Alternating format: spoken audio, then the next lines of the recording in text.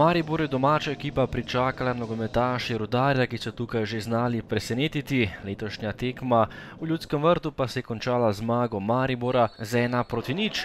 Prva akcija tekme je pripadla vijoličastim, ki so silovito krenili v tale dvoboj. Prva priložnost za Salaliha, ki je preigraval in za las grešil velenjska vrata. Nova kombinacija za Mariborčane takoj v naslednji akciji, pa 13. minuta, priložnost podaja pred vrata in velika priložnost je bila to za Tavaresa po podaji Salaliha. Kapetan Maribora je meril nekoliko previsoko. Še enkrat Maribor, tekla je 23. minuta, spet je udarila naveza Salalih, Tavares, tokrat visoka žoga pred vrata, kjer je bil najspretnejši kapetan vijoličastih in popeljal Maribor v prednosti z 1:0. Lepa reakcija Tavaresa, ki je bil pred vrati sam, suvereno pa je zaključil tole podajo in popeljal domače do prednosti. Le nekaj trenutkov kasneje pa nova lepa akcija, Vršič, Tavares in pred vrati Zahovič, ki je bil sam pred praznim golom in seveda žogo zgolj porinil mrežo ter zabil še svoj 9. gol v letošnji sezoni.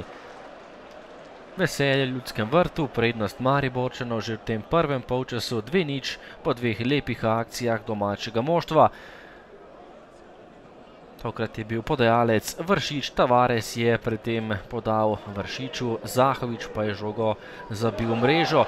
Nova velika priložnost za Boharja, ki je prišel mimo velenjske obrambe, meril nekoliko mimo vrat, potem še enkrat podajalec Vršič. Bohar je že obšel Rozmana, imel pred sabo prazna vrata, ampak zatresel le zunanji del mreže. Drugi polčas in prva priložnost za Maribor, napaka je bila to velenjske obrambe, Vršič je meril skoraj z polovice igrišča in stresel celo vratnico. Fantastičen strel Vršiča, ki pa je končal zgolj v vratnici. Velika priložnost za Velenjčane, Firer je preigral Argusa, podal pred vrata, kjer pa je bil nekoliko nespreten Babič, ki je iz izjemno ugodnega položaja meril visoko čez gol. Nova kombinacija Maribora na levi strani, še enkrat je prišel do strela Dare Vršič, ki je bil kar dobro razpoložen na tem srečanju. To je bila povratna žoga, Vršič pa je iz ugodnega položaja meril zgolj mimo gola. Ostalo je pri 2 golih prednosti, potem pa je udaril še enkrat Tavares, še nevaren protinapad vijoličastih, z glavo pa je bil natančen kapetan Maribora in povišal na visokih in neobranljivih 3:0. Tudi Marcos Tavares je zabil svoj 9. gol v letošnji sezoni in skupaj z Zahovičem je zdaj na prvem mestu lestvice strelcev.